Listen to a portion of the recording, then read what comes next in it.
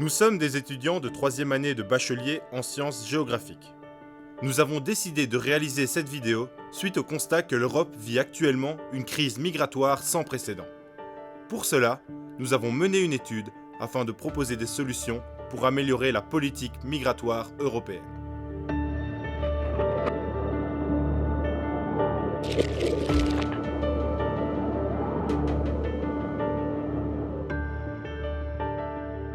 Qui n'a jamais entendu parler de crise migratoire ? On a tous vu ces images dans les médias. Mais est-ce que la migration ne peut se résumer qu'à ça ? Serait-ce seulement une infime partie du problème ? Lorsqu'on parle de migration en Europe, 3 mots-clés viennent à l'esprit. Espace Schengen, migrants et politique migratoire. Mais finalement, que se cache-t-il derrière ces mots ? Allons voir si on peut en savoir un peu plus. L'espace Schengen, c'est donc une zone dans laquelle les mouvements, j'imagine, commerciaux ne sont pas dédouanés, ou du moins très peu. Enfin, c'est de libre-échange en somme, c'est ça, hein, si je ne me trompe pas. C'est l'espace européen de circulation des personnes. Qu'est-ce que t'en penses? Non, moi je sais pas. Non, je sais pas exactement non plus. C'est un espace qui est ouvert à tout le monde, qui n'a plus de frontières, qui n'a plus rien. C'est un ensemble de pays donc, qui forment un groupe et donc les mouvements au sein de cet espace sont définis. Donc s'il y a des frontières et voilà, enfin, je ne sais pas expliquer plus. Comme vous pouvez le constater, ce n'est pas toujours évident de l'expliquer. L'espace Schengen est un espace soumis à une politique de libre circulation des biens, des services et des personnes. Cet espace regroupe 26 pays signataires. Il comprend plus de 400 millions d'habitants, 42 673 km de frontières maritimes et 7 721 km de frontières terrestres. L'ensemble des pays possède une politique commune en ce qui concerne l'entrée sur ce territoire. C'est pourquoi il est pertinent de s'intéresser à cet espace lorsqu'on parle de politique migratoire et d'espace Schengen en Europe. Mais un migrant, c'est quoi ? Un migrant, c'est une personne qui quitte son pays dans l'espoir d'être accepté dans un autre.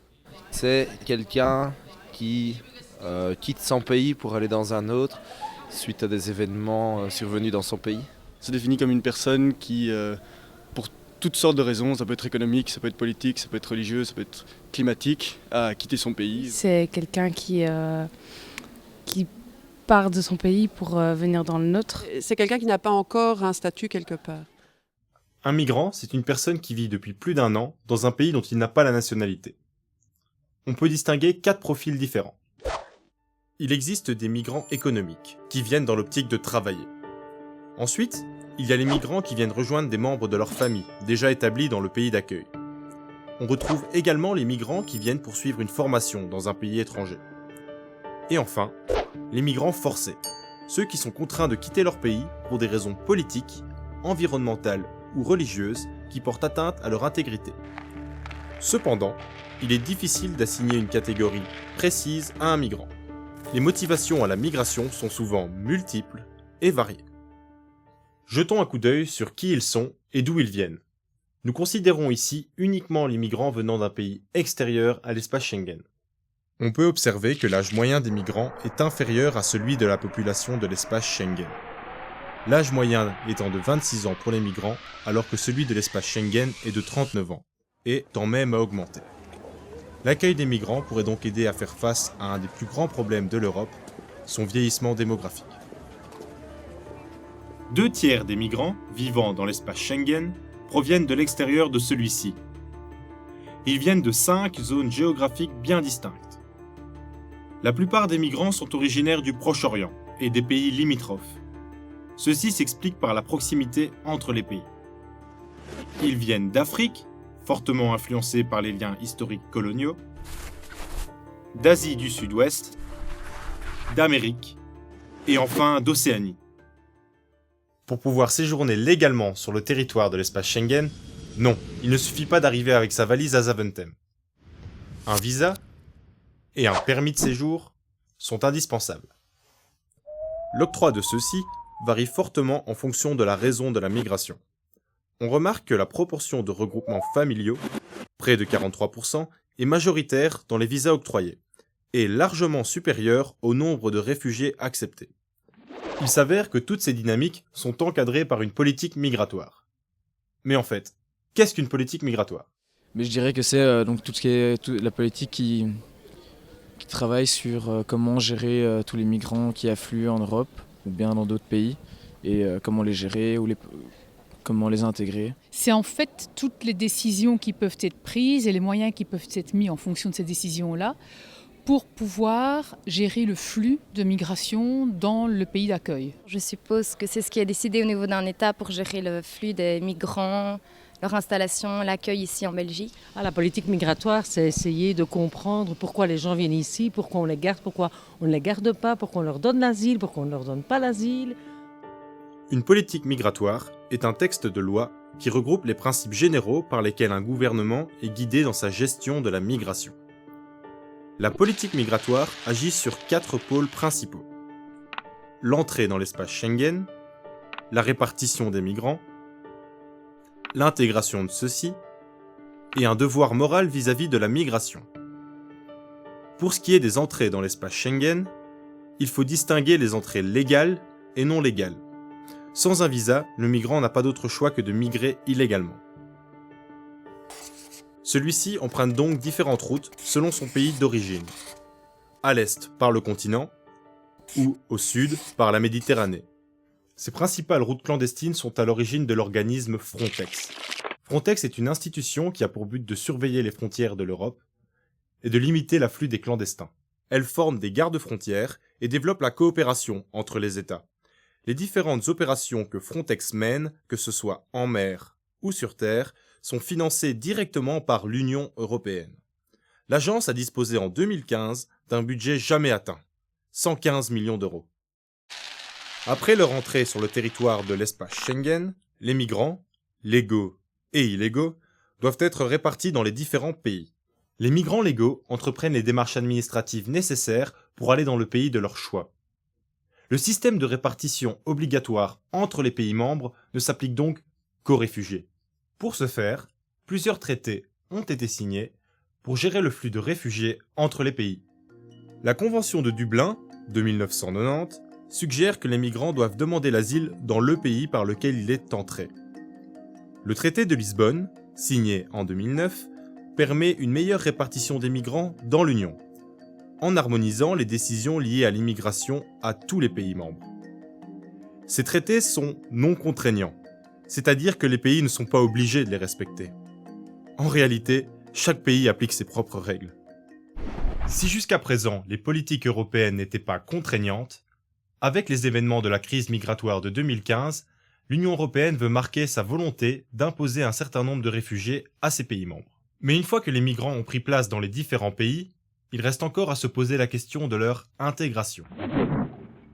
Lorsqu'on parle d'intégration, on parle d'un processus au cours duquel la communauté tout entière, migrants et non-migrants, participe à la création d'une société harmonieuse.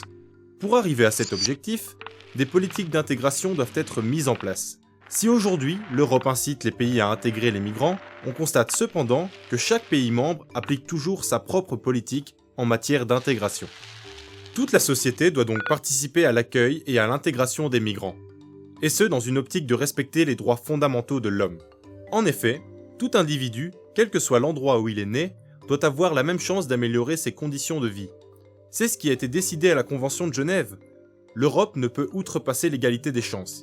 Elle a un devoir moral vis-à-vis de la migration. Et je vais peut-être changer un petit peu de thématique voilà, on a un fil rouge, on aimerait bien un petit peu... La théorie, c'est bien. Mais dans les faits, qu'en est-il ? Pour mener nos recherches, nous avons interviewé différentes catégories de migrants qui se sont établis en Belgique. Voilà, pour introduire. Ils nous ont raconté leur parcours et nous avons pu mettre en évidence ce que l'on pourrait appeler un parcours type de migration. Après s'être motivé à partir, le migrant choisit une destination vers l'Europe. Il doit entamer des démarches administratives différentes en fonction du pays de destination. Elles comprennent l'obtention d'un visa, le renouvellement de permis de séjour et de travail, l'inscription à l'université. Les démarches qui doivent être menées sont difficiles. Il faut pouvoir prouver et garantir toute une série d'informations. remplir des formulaires, payer des sommes importantes. Bref, il faut du temps et de la patience.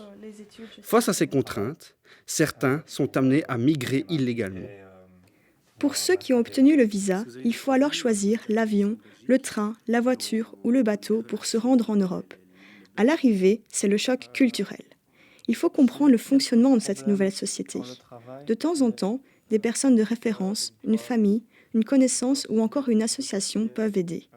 Mais il y a malheureusement peu de structures qui sont mises en place pour accompagner le migrant dans ses démarches. Les patrons ont parfois du mal à engager des personnes comme moi. Pouvez-vous expliquer quel parcours... L'objectif est de s'intégrer le plus rapidement possible. Et ce, malgré les obstacles rencontrés comme la vision négative des étrangers, le manque d'information, la langue, la culture, le renouvellement de visa, la discrimination dans le milieu du travail, etc. À long terme, le migrant doit faire un choix. Retourner dans son pays d'origine ou rester en Europe. Il s'agit d'un choix qui peut encore s'accompagner de démarches administratives. Dans le cas de figure où le migrant désire réellement s'établir, son intégration peut impacter l'avenir de ses propres enfants. Notons que le parcours ici présenté est à nuancer. Les difficultés rencontrées par les migrants seront plus ou moins importantes selon le contexte. Alors que les migrants sont acceptés avant, dans leur pays. Et comme ça, on pourra comparer les démarches administratives. La politique migratoire est donc essentielle pour réguler ce processus complexe qu'est la migration. Aujourd'hui, la politique européenne présente encore de nombreuses lacunes qui peuvent mener à des vécus migratoires difficiles. Réfléchir à ces problèmes permet de mettre en évidence les points faibles de cette politique afin de pouvoir l'améliorer. Les difficultés administratives rencontrées par les migrants sont différentes en fonction du pays de destination. En harmonisant les conditions d'entrée à l'ensemble des pays de l'espace Schengen, cela permettrait une répartition plus égalitaire entre les pays. Moins de différences, plus d'égalité. Augmenter le nombre de structures d'accueil permettrait de centraliser les informations pour aider le migrant et l'accompagner dans ses démarches d'intégration, comme faire un CV, obtenir un logement ou prendre le train. Plus vite il travaille, plus vite il devient acteur économique du pays. Beaucoup de préjugés et de stéréotypes sur les migrants sont véhiculés au sein de notre société. On dit qu'ils sont source de chômage, de la criminalité ou qu'ils sont tous des réfugiés. Si des campagnes de sensibilisation au travers des médias montraient une image plus réaliste de la migration, eh bien cela contribuerait à faciliter leur intégration.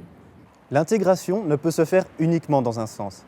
La société doit rester ouverte et réceptive, mais le migrant doit également être capable de s'ouvrir à la société qui l'accueille et à ses valeurs fondatrices.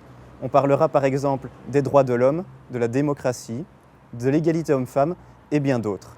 C'est uniquement lorsque les deux parties de la migration, la société et le migrant, seront en phase qu'on pourra enfin parler d'intégration.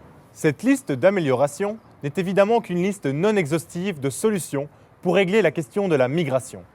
Mais avant tout, il était important, dans une société de plus en plus protectionniste, de donner un état des lieux de la situation en Europe et de présenter au plus grand nombre d'entre vous une vision nouvelle de la migration.